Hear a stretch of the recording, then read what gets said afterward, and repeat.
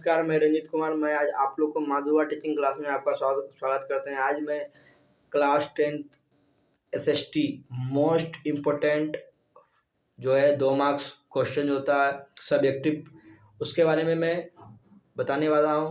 बहुत आसान शब्दों में उसका आंसर भी लिखा हुआ है और क्वेश्चन भी लिखा हुआ है। आप इस वीडियो को आप ध्यान से देखिए और आप इस क्वेश्चन को सदा याद रखें ताकि आप लोग को परीक्षा देने में आपको सहायक हो। तो सबसे पहला क्वेश्चन कर रहा है, सबसे पहला क्वेश्चन है, देखिए सबसे पहला क्वेश्चन कर रहा है कि भारतीय किसान यूनियन की मांग क्या थी।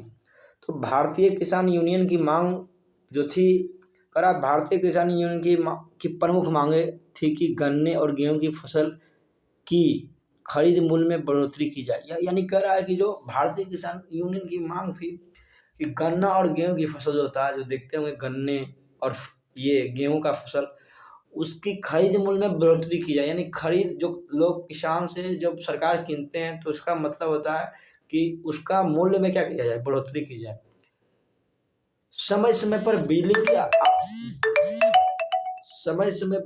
की आपूर्ति किया जाए। इसका मतलब ये होता है कि समय समय बिजली की आपूर्ति करने का मतलब क्या हुआ कि वो जब किसान जब फसल उगाते हैं तब उसमें क्या होता है, पानी जो होता है सिंचाई की, उसमें जो है ना बिजली का क्या करते हैं आपूर्ति की जाए, यानी कि उसको उपलब्ध करवाया जाए। हमारे बकाये कर्ज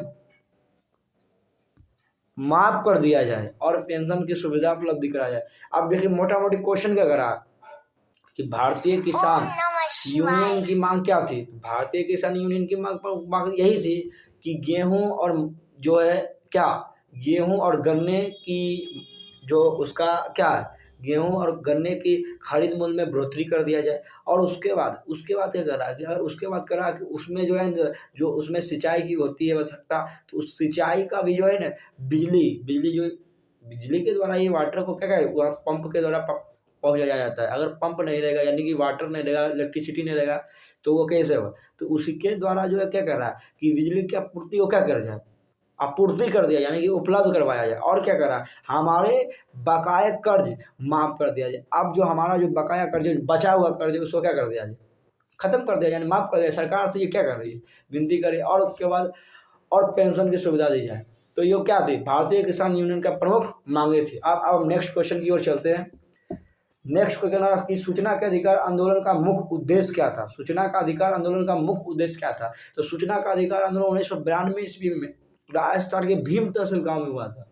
इस आंदोलन का मुख्य उद्देश्य मजदूरों को अपनी आय से संबंधित पूरी जानकारी सरकार से लेना था। कहने का मतलब क्या हुआ कि देखते होंगे, ये सूचना का अधिकार आंदोलन 1992 ईस्वी में राजस्थान के भीम तहसील गांव में एक गांव था जिसका नाम था भीम तहसील गांव में हुआ था। और करा इस आंदोलन का मुख्य उद्देश्य था, यानी कहने का मतलब क्या हुआ कि ये जो इस आंदोलन जो हुआ था क्यों हुआ, इसका मुख्य उद्देश्य कारण था कि जो है मजदूरों की अपनी आय से संबंधित सरकार से, जो मजदूर होते हैं, अभी देखते होंगे लेबर मजदूर जो होते हैं, मजदूरों की अपनी आय से संबंधित पूरी जानकारी सरकार से लेना था एक नोटिफिकेशन के द्वारा, यानी कि सूचना के द्वारा। और पूरी जानकारी सरकार से लेना था और बीच के ठेकेदारों को सजा दिलवाना था। यानी कहने का मतलब क्या हुआ कि सूचना का अधिकार आंदोलन 1992 ईस्वी में राजस्थान के भीम तहसील गांव में हुआ था। इस आंदोलन का मुख्य उद्देश्य था कि मजदूरों की अपनी आय से संबंधित पूरी जानकारी सरकार से लेना था और ठेकेदारों को क्या करना था, सजा दिलवाना था। तो ये क्या है, सूचना का अधिकार आंदोलन। आप हमारे वीडियो में बने रहे, आपको मोस्ट इंपोर्टेंट क्वेश्चन जो परीक्षा में आने का पूर्ण रूप से बुरा फिक्स है कि आने वाला है, तो उस क्वेश्चन को मैं आपके पास शेयर करूंगा। और आप हमारे वीडियो को लाइक कीजिए, सब्सक्राइब कीजिए और कमेंट भी कीजिए और अगला चैप्टर का भी बताइए, ताकि मैं आपको इस वीडियो के माध्यम से क्या करें, अगला चैप्टर का बात भी बताएं। उसके बाद अगला क्वेश्चन, राजनीतिक दल की परिभाषा है। राजनीतिक दल 2012, 13, 14, 15, 16, 19, 20, 23 में भी आने वाला है, तो इसे देख लो। करा वैसे व्यक्तियों का समूह जो समय समय पर चुनाव लड़कर सरकार को गठन करते हैं, वैसे व्यक्तियों का समूह को राजनीतिक दल कहते हैं। करा वैसा व्यक्ति, देखिए आप, वैसा व्यक्ति का समूह होना चाहिए जो समय समय पर चुनाव लड़वा कर, यानी कि लड़कर सरकार का गठन करता है, उसे क्या कहते हैं, राजनीतिक दल। करा भारत में लोकतंत्र कैसे सफल हो सकते हैं। आप देखिए दूसरा क्वेश्चन करा कि भारत में जो लोकतंत्र है वो कैसे सफल हो सकते हैं। भारत में लोकतंत्र की कमियों को दूर करके लोकतंत्र को सफल बनाया जा सकता है। आप देखें, आप कहेंगे आप कैसे सफल हो सकते हैं? तो आपको सफल होने के लिए आप क्या कीजिएगा?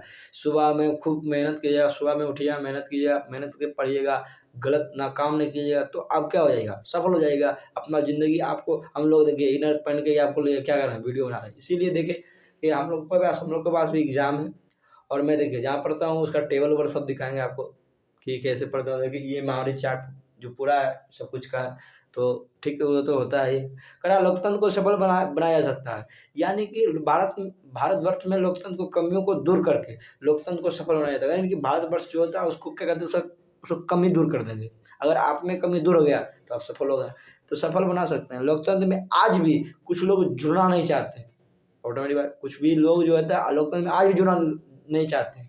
यदि लोकतंत्र के प्रति उन पर विश्वास बनाया जाए तो लोगों में अशिक्षा को दूर करके न्यायपालिका की गलत भूमिका हटाकर एक उत्तरदायी शासक बनकर महंगाई, भ्रष्टाचार, अपराध, काले धन आदि को रोककर ये भारतवर्ष को में लोकतंत्र को सफल बनाया जाता है। कहने का मतलब क्या होता है सुनिए। इसका मतलब होता है कि अगर आप सफल होना चाहते हैं तो आप में जितना कमी है उसको दूर कर लीजिए। आप लोग देखते हैं कई व्यक्ति लोग लोकतंत्र से आज भी जुड़ना नहीं चाहते। अगर उसको जोड़ेंगे लोगों पर अशिक्षा दूर करके यानी कि जो पढ़े लिखे नहीं है उसको हम प्रयास करेंगे कि पढ़ो, लिखो।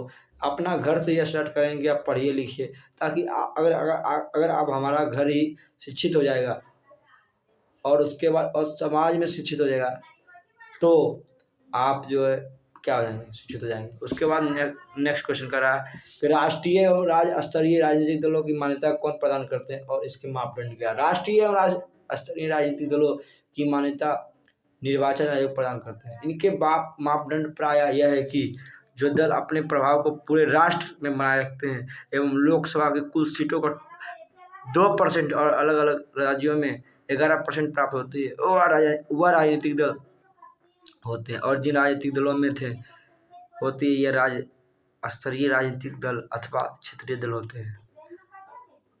तो आप